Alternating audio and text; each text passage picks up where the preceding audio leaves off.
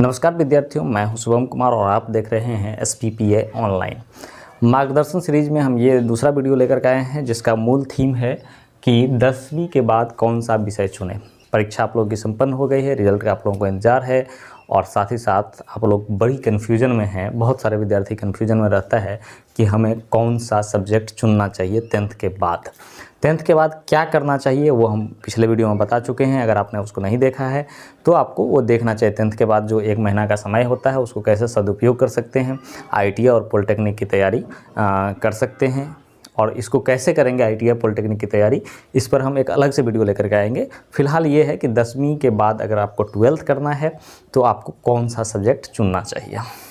देखिए, 10th के बाद जो सब्जेक्ट चुनने का दौर होता है ना, ये बहुत निर्णायक मोड़ है। यही आपके जीवन का रास्ता चूज करती है और आप आगे जीवन में क्या कर पाएंगे यहाँ पर बहुत हद तक डिपेंड करता है कि आप अभी 10th और 10वीं के बाद जो डिसीजन लेते हैं कि हमको कौन सा सब्जेक्ट चुनना है, वो डिसीजन आपको बहुत हद तक आपके ऊपर। बाद में आपको लगता था कि नहीं यार ये चुनना चाहिए था तो गलती हो गया, बताने वाला कोई नहीं था। तो इस तरह की चीज़ों से बचें।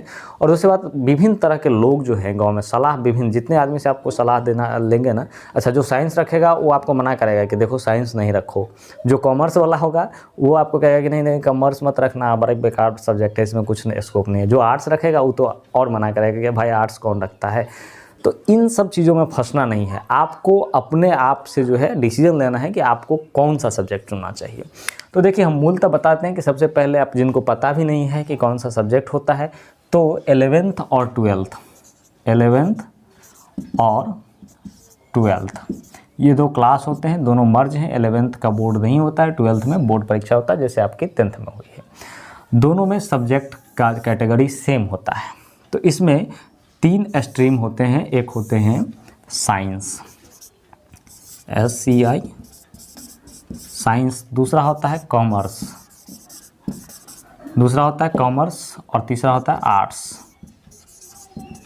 आर्ट्स। अब देख लीजिए, हमेशा ये जो चुनने का दौर है ना, ये 3 चीज़ों पर डिपेंड करता है। आप लोग कैसे चुनते हैं? आप लोग चुनते हैं कि जिसको फर्स्ट डिवीज़न आया वो साइंस रख लेगा। ये सही बात नहीं है। सही बात क्या है ये हम बताने वाले हैं, देखते रहिए। दूसरा है कॉमर्स। तो जिसको कम पैसा रहता है, जो शहर में नहीं जा पाने लायक होते हैं, वो लोग क्या करते हैं, कॉमर्स चुन लेते हैं। यही सब गलती है। गलती पैसों पर और इस पर नहीं होना चाहिए, मार्क पर, कि लाइक 2nd डिवीज़न आ गया तो कॉमर्स चुन लेते हैं और 3rd डिवीज़न आ गया तो आर्ट्स चुन लेते हैं। ठीक है, इस तरह से लोग चुनते हैं कि फर्स्ट डिवीज़न आ गया तो साइंस चुनेंगे, 2nd डिवीज़न आया तो कॉमर्स चुनेंगे, 3rd डिवीज़न आया तो आर्ट्स चुनेंगे। या नहीं तो पिताजी के पास पैसा नहीं है तो आर्ट्स चुनेंगे, बहुत मतलब पिताजी स्टेबल है कि शहर में खर्चा दे देंगे तो साइंस चुनेंगे, भले आता कुछ नहीं हो लेकिन फर्स्ट डिवीज़न भी आ गया है। तो इन सब चीज़ों से बचना चाहिए क्योंकि ये सब चीज़ ना बाद में बहुत दिक्कत करेगा। तो आपको कैसे विषय चुनना चाहिए? तो सबसे पहले आपको एक गोल फिक्स करना होगा कि हमको क्या करना है लाइफ में। अब गोल का मतलब ये नहीं है कि अच्छा देखे सबसे बड़ा पोस्ट क्या होता है जी, अच्छा DM का कुछ बनेगा ना, DM बनेंगे और आप कहेंगे नहीं ठीक है सर कुछ हो जाए, DM बनना है। मतलब उसके बारे में पता कुछ नहीं है, कैसे बनना है नहीं बनना है, लेकिन चुन लिए। और कई सारे मोटिवेटर्स आपको बताएंगे अरे पहले गोल चुन लो उसके बाद तो लोग कर लेता है। अरे ऐसे कैसे कर लेगा, वो कहानियों में होता है, फिल्मों में होता है, ऐसे रियल लाइफ में नहीं होता है। रियल लाइफ में तो जो चीज़ें आपको रुचि लगता है। दूसरा बात, एक सब्जेक्ट में कई लोग आपको कहेंगे कि जो चीज़ आपको रुचि लगता है, जो चीज़ जिस सब्जेक्ट में आपको रुचि है, बहुत अच्छा लगता है, वो सब्जेक्ट आपको चुन लेना चाहिए। ये भी बेकार की बात है। अब रुचि तो हमको रसगुल्ला लगता है, तो क्या रसगुल्ला से पेट भरेगा? नहीं भरेगा ना, पेट खराब हो जाएगा ज़्यादा खाने से। तो देखिए, बाराती में खा लिए थे, पेट खराब हो गया। तो रुचि तो ठीक है, बहुत सारे चीज़ में, हरी साग सब्जी में नहीं लगता है लेकिन खाते हैं ना, पोषक तत्व होता है उसमें। तो उसी तरह से सब्जेक्ट्स में है कि ज़रूरी नहीं है कि रुचि होना चाहिए। रुचि तो ठीक है, एक अंग है, एक हिस्सा है कि रुचि भी होना चाहिए, तो सोने पर सुहागा हो जाएगा। लेकिन एक ज़रूरी चीज़ है कि आप, जैसे मेरा मैथ बहुत अच्छा, मतलब बनाने में हमको बहुत अच्छा लगता था, लेकिन परीक्षा में हमेशा हम मैथ में स्कोर कम कर लेते थे। इसका मतलब है कहीं ना कहीं हम गलती कर रहे हैं। तो आपको ये भी देखना चाहिए कि आप किन चीज़ों में अच्छा कर रहे हैं, रुचि नहीं है फिर भी उसमें आप रिजल्ट अच्छा दे रहे हैं। तो ये एक मेन फैक्टर है कि आप किन चीज़ों में अच्छा कर रहे हैं और आपको उसमें रुचि भी है। और दूसरा प्रश्न है कि आपका जो पारिवारिक बैकग्राउंड है, आर्थिक स्थिति है, वो क्या है, उसी आधार पर आपको ये चुनना चाहिए। ठीक है। अब ज़्यादातर लोग साइंस रखेंगे, कहेंगे इंजीनियर बन जाएंगे। ठीक है, सबका सपना रहता है इंजीनियर बन जाएंगे, लेकिन इंजीनियर कैसे बनता है पता ही नहीं है। तो साइंस जो रखते हैं, हाँ, जिनको पता है वो रख सकते हैं। अब साइंस लेने के बाद जब जाते हैं कोचिंग में तो ऐसे मुंह देखते हैं, वहाँ इंग्लिश में क्लास चलता रहता है, इनको कुछ समझ ही नहीं आता। तो लगता है, एक कहानी मैं बताता हूँ, मैं भी साइंस रखा था और क्लास में गए, केमिस्ट्री की क्लास थी। केमिस्ट्री तो ऐसे ही समझ से बाहर की चीज़ है, तो हम कुछ नहीं समझ रहे थे। चूँकि हिंदी बैकग्राउंड बिहार बोर्ड से पढ़ा था और बिहार बोर्ड में जो साइंस की स्थिति है 9th 10th में जो पढ़ाया जाता है, वाह, क्वेश्चन आंसर रटना है, क्वेश्चन लिखा देते हैं और क्वेश्चन याद कर लेते हैं। थ्योरी तो पढ़ते ही नहीं हैं हम लोग साइंस में। अब तो थोड़ा थोड़ा पैटर्न बदला है, तो कुछ कुछ लोग पढ़ रहे हैं या पढ़ा रहे हैं, लेकिन नहीं पढ़ते थे। तो हम गए वहाँ, देख रहे हैं, अरे ये सब कहाँ से आ गया, ये मॉलिक्यूल्स, ये रिएक्शंस, ये सब तो पता ही नहीं चल रहा है। तो एक लड़का मेरे बगल में बैठा था, वो मुस्कुरा रहा था। तो मुझे लगा कि अच्छा, ये बहुत तेज़ लड़का होगा, इसको समझ में आ रहा होगा। तो जब कोचिंग ख़त्म हो गई तो हमने कहा कि अच्छा भाई साहब, ये बताइए कि आप बहुत मुस्कुरा रहे थे, समझ में आ गया आपको, तो ज़रा हमको भी समझा दीजिए क्या बता रहे थे सर। बोला हम तो इसीलिए मुस्कुरा रहे थे कि हम कल जाके कॉमर्स रखने वाले हैं। तो ऐसे प्लानिंग नहीं बनाइए कि आपको जाके भी सब्जेक्ट बाद में चेंज करना पड़े। तो रुचि के साथ साथ आपका परफॉर्मेंस भी देखना पड़ेगा कि आप किस विषय में अच्छा कर रहे हैं। ठीक है। दूसरा है कि आपका बेस कैसा है उस विषय में। ठीक है, पिलर, कुर्सी जितना मजबूत रहेगा ना, उसी हिसाब से हम ऊपर का मकान का स्ट्रक्चर तय करेंगे कि हमको इस पर 2 मंजिला बनाना है, 3 मंजिला बनाना है, 4 मंजिला बनाना है या उससे ऊपर बनाना है। ठीक है, तो आपका बेस कैसा है। जैसे साइंस लोग रख रहे थे, फर्स्ट डिवीज़न आना बिहार बोर्ड में बड़ी बात नहीं है, आ जाता है। ठीक है, और फर्स्ट डिवीज़न आ गया, आप एकदम रहे, साइंस रखने से प्रतिष्ठा बढ़ता है, अच्छा कॉलर ऊंचा करके चलेंगे, चलो साइंस रख लेते हैं, दरभंगा मतलब शहर में पढ़ेंगे, पिताजी पैसा देंगे, खूब ऐश होगा, ऐश। तो उस ऐश के चक्कर में आप में के ज़िंदगी बहुत ज़्यादा फंस जाता है बाद में जाके। वो तो 12th तक बहुत मज़ा आएगा, उसके बाद 11 12 जब गार्जियन की तरफ से दबाव बनने लगे कि बाबू कुछ देखो, अब पैसा का जुगाड़ अपने से देखो, हम बहुत दिन खिला पिला दिए, तो अब देखो, तब आपको समझ में आता, हाँ वो बहुत गलत कर लिए थे। तो यहाँ पे साइंस रखने का मतलब ये होगा कि आपका बैकग्राउंड अच्छा होना चाहिए। आपको कम से कम साइंस में न्यूमेरिकल्स बनता हो, फिजिक्स का, केमिस्ट्री का, है ना, आपका बेसिक फार्मूला वगैरह आप सोल्व कर पा रहे हैं, वेलोसिटी समझ रहे हैं, एक्सेलरेशन समझ रहे हैं, उसके बाद स्पीड और वेलोसिटी में डिफरेंस समझ रहे हैं, न्यूटन्स लॉ समझ रहे हैं, ये सब चीज़ें समझ पा रहे हैं, एकदम एक्सेलरेशन समझ रहे हैं, टेंशन समझ रहे हैं। तो ये सब चीज़ें समझ पा रहे हैं तभी आप साइंस रखिए, नहीं तो आपको ये जो 1-1.5 महीना जो बचता है रिजल्ट के बीच में, उसमें आपको इसको प्रैक्टिस करना पड़ेगा। ये सब चीज़ें समझने के बाद ही साइंस रखिए, नहीं तो आपको बड़ी दिक्कत होगी। तो आपको रखने और न रखने से कोई फ़ायदा नहीं। पास तो कर ही जाएंगे, बिहार बोर्ड है, साइंस से भी आप पास कर देंगे, लेकिन उस रखने का कोई मतलब नहीं बनता है। कॉमर्स आप रख लिए तो लोग लगता है CA बनेंगे। अब CA कैसे बनता है किसी को नहीं पता, लेकिन समझते कॉमर्स रखने से अच्छा CA बनता है, 10 लाख रुपए सैलरी। ठीक है, तो लोग कॉमर्स रख लेते हैं। कॉमर्स रखने के लिए आपको इंटरेस्ट होना चाहिए कि आप हिसाब किताब में इंटरेस्ट रहना चाहिए, आपको बैलेंस शीट वगैरह देखना चाहिए, इकोनॉमिक्स में इंटरेस्ट होना चाहिए, कैसे पैसे का रेट तय होता है, बजट वगैरह जो होता है उसमें। इकोनॉमिक्स में अगर 10th में आपका इंटरेस्ट है तो आप कॉमर्स सब्जेक्ट में जा सकते। बैंकिंग में इंटरेस्ट है, हालांकि इसके टर्म बहुत कठिन होते हैं। ठीक है, बैंकिंग वगैरह का बहुत लफड़ा वाला टर्म्स होता है, बहुत लफड़ा वाला रूल्स होता है। तो आप जाएंगे और आपको कुछ समझ में, पैसा में इंटरेस्ट अगर आपको है, पैसों के लेन देन में कहाँ इन्वेस्ट करेंगे, कहाँ क्या करेंगे, बिजनेस में इन्वेस्ट है, आप इंटरेस्ट है और आपको ये चीज़ें अच्छा लगता है पैसे का। मेरा तो टेंशन हो जाता है, हम पैसे ज़्यादा देख लेते हैं तो हिसाब किताब में इतना उलझ जाते हैं कि दिमाग ख़राब हो जाता है, लगता है कि अरे बेकार है, छोड़ो हिसाब है, छोड़ दो, नहीं तो इधर कम हो गया पैसा, उधर कम हो गया तो टेंशन से फट जाएंगे। तो अब समझ लीजिए आप CA बन जाएंगे और आप 1 लाख रुपये का हिसाब नहीं मिल रहा है तो आपके सैलरी से काटा जाएगा। तो समझ लीजिए आप ऐसे में टेंशनलाइज हो जाते हैं, तो आपको कॉमर्स रखना बेकार है।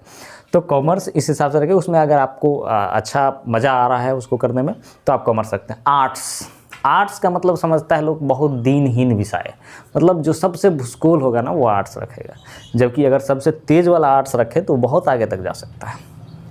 आर्ट्स में बहुत सारे विषय हैं। लोग आर्ट्स का मतलब समझते हैं इतिहास, भूगोल, सिविक्स और 2-4 साइकोलॉजी वगैरह। आर्ट्स में तो संगीत भी है, आर्ट्स में म्यूजिक भी है, आर्ट्स में बहुत सारी चीज़ें, आर्ट्स में तो नाटक भी है, आर्ट्स में मतलब अभिनय भी है, तो बहुत सारी चीज़ें हैं आर्ट्स में।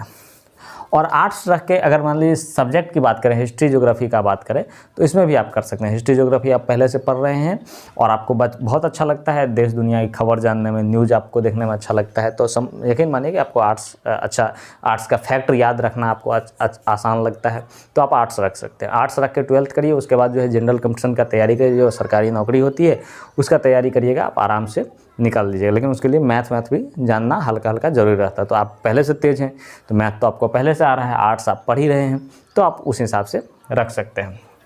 तो यह है साइंस, कॉमर्स और आर्ट्स आपको कैसे चुनना है, इसके बारे में हमने बताया कि आपको पहले बेसिक पर ध्यान देना होगा कि आपका बेसिक कैसे। साइंस चुनने से पहले तो बहुत सावधानी बरतनी है। अब इनके फ़ायदे क्या क्या हैं, साइंस रखने से क्या फ़ायदा होगा? तो साइंस रखने से एक्चुअली क्या है कि साइंस रखने से बहुत सारे फ़ायदे हैं। इसमें आपको सबसे पहला जो लोगों का इंप्रेशन होता है वो होता है इंजीनियरिंग या मेडिकल। इंजीनियरिंग और मेडिकल जाने के लिए आपको साइंस का 12th जो है ना बहुत ही अच्छा से 11th और 12th पढ़ना पड़ेगा। कई लोग क्या करते हैं 11th 12th में चले जाते हैं कोटा, ठीक है, जिनको पहले से फैमिली बैकग्राउंड अच्छा है और पैसा बहुत ज़्यादा है तो वो चले जाएंगे। तो फैमिली बैकग्राउंड अच्छा अगर आपका है तो साइंस रखिए, ठीक है।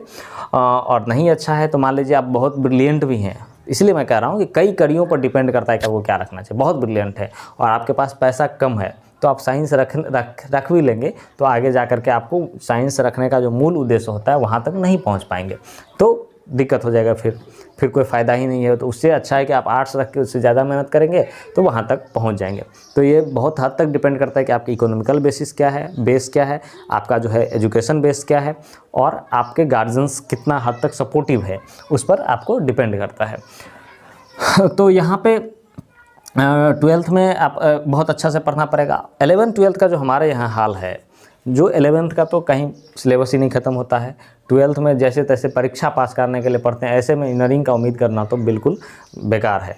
तो और उसके बाद इसमें होता है जेई मेंस एडवांस का एग्ज़ाम होता है जिसमें आप भरते हैं और 11th 12th का क्वेश्चन उसमें पूछा जाता है और जो ब्रिलियंट रहता है उसका होता है, जो नहीं तो ऐसे रख लिए किसी तरह से साइंस ही पास करते हैं तो बेकार है, तो इससे कोई फ़ायदा नहीं होने वाला है, ठीक है। तो साइंस जो है आपको इसमें इसका जो फ़ायदे हैं ये हैं कि आप इंजीनियरिंग बैकग्राउंड में जा सकते हैं साइंस रखने से।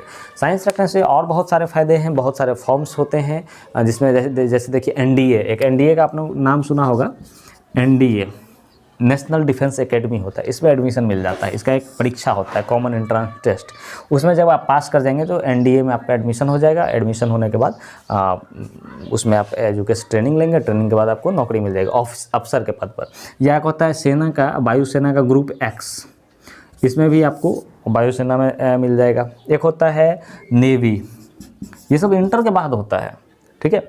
और तो नेवी में अगर आप सिलेक्टेड हो गए तो सीधे कर्नल बन जाएंगे, ठीक है। एक होता है स्पेशल क्लास रेलवे अप्रेंटिस, तो SCRA, इसे अगर आप परीक्षा देते हैं तो रेलवे में सीधे ऑफिसर के पद पे जाएंगे। तो ये सब चीज़ें जो है, लेकिन ये इतना आसान है भी नहीं, बहुत हार्ड होता है।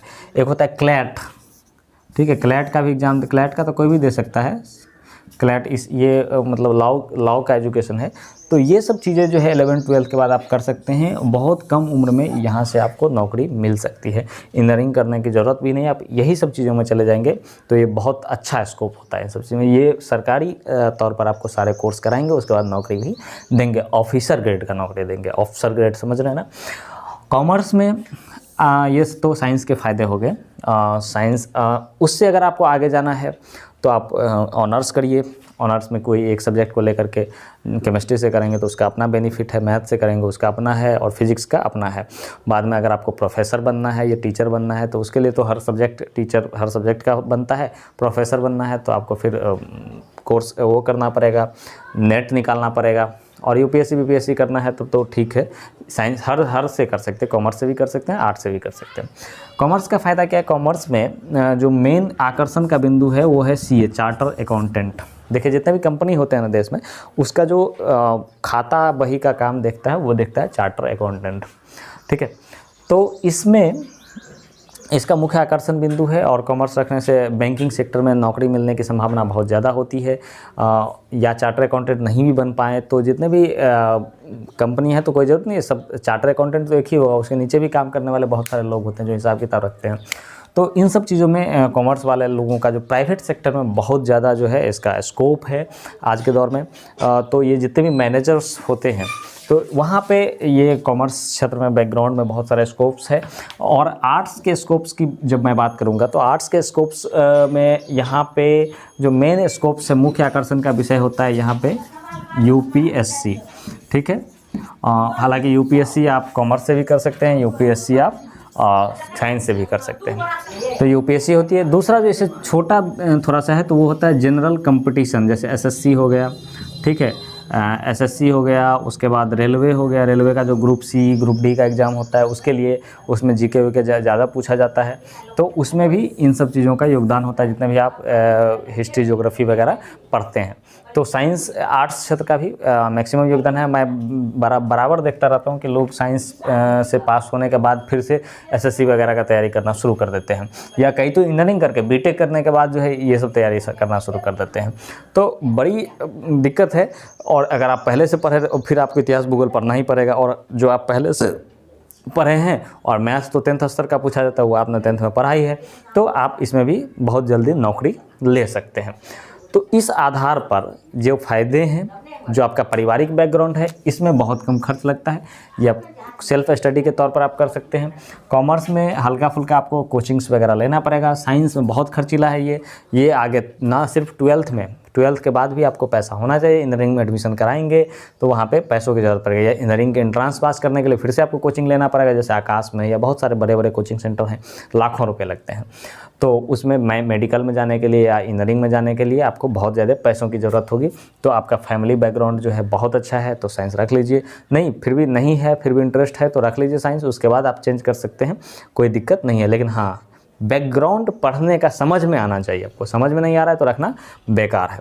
तो इस तरह से आप पहले अपने आप को इवोल्यूट करिए कि हम कहाँ पर हैं, हमारा इंटरेस्ट किस विषय में है, हम किस विषय में प्रदर्शन अच्छा कर पा रहे हैं एग्ज़ाम में, और हमारा जो बेसिक है, चाहे आर्थिक बेसिस हो और चाहे शैक्षणिक जो बेसिक है, वो किस चीज़ में मजबूत है, उसी चीज़ को चुन करके आप आगे बढ़ेंगे तो निश्चित तौर पर सफलता आपके हाथ लग जाएगी। नहीं तो आप मजबूत हैं पहलवानी करने में और चले आप गीत गाने, तो बड़ी दिक्कत है, नहीं हो पाएगा, या हो भी जाएगा तो बहुत टाइम लगेगा। मान लीजिए हमारे पास ताकत है शरीर का और तो हम पहलवानी में आजमाएं तो उसमें बेनिफिट्स मिलेगा हमको, लेकिन संगीत गाने जाएंगे और गला नहीं है, सुर नहीं है मेरे पास, तो उसको सुर बना तो सकते हैं लेकिन बहुत समय लग जाएगा, और हमारे पास समय का है अभाव। आजकल के युग में बहुत कम समय में लोगों को बहुत चीज़ पाना होता है ना, मल्टीमीडिया ज़माना है, तो बहुत सब लोग चाहते हैं बहुत कम समय में अपना उपलब्धि हासिल कर लें।